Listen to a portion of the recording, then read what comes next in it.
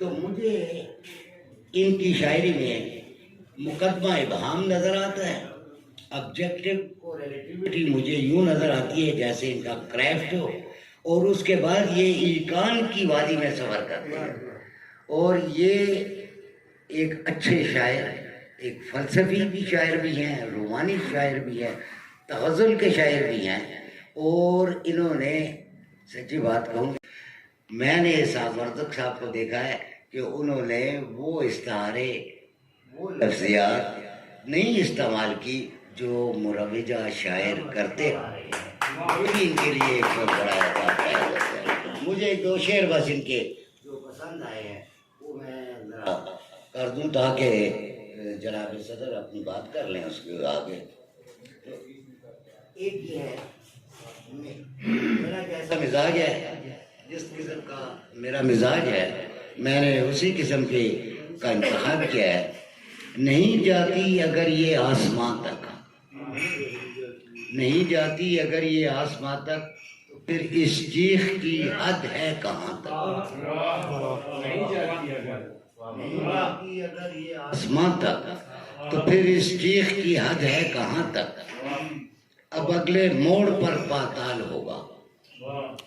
یہ دیکھیے ابہام کا کتنا بہترین پیر آیا ہے۔ اب اگلے موڑ پر پاتال ہوگا، یقین سے آ چکا ہوں میں گماں تک۔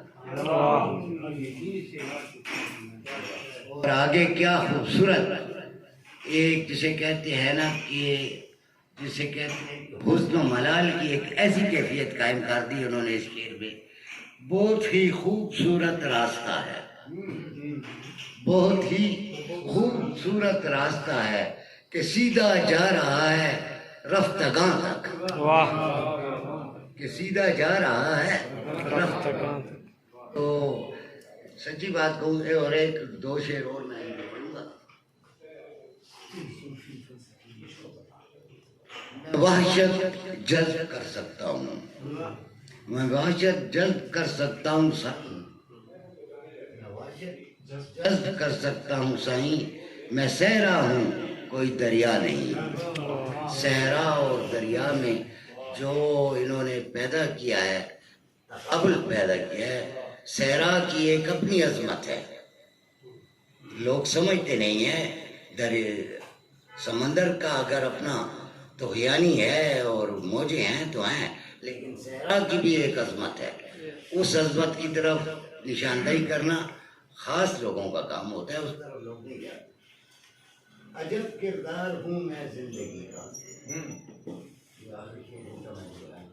عجب کردار ہوں میں زندگی کا، کہانی میں کبھی آیا نہیں ہوں۔ یہ اپنی ذات کی نفی جو انہوں نے کی ہے یہاں پر، کیسے جسے کہتے ہیں نا جمالیاتی پیرائی میں کی ہے، اور اس میں جمالیات میں فلسفہ بھی بہت بڑا ہے۔ تو میں تمام احباب کا شکر گزار ہوں، اور آپ کو مبارکباد دیتا ہوں۔ خدا آپ کا یہ سفر جاری رکھے، اور انشاءاللہ آپ اچھا مقام پائیں گے۔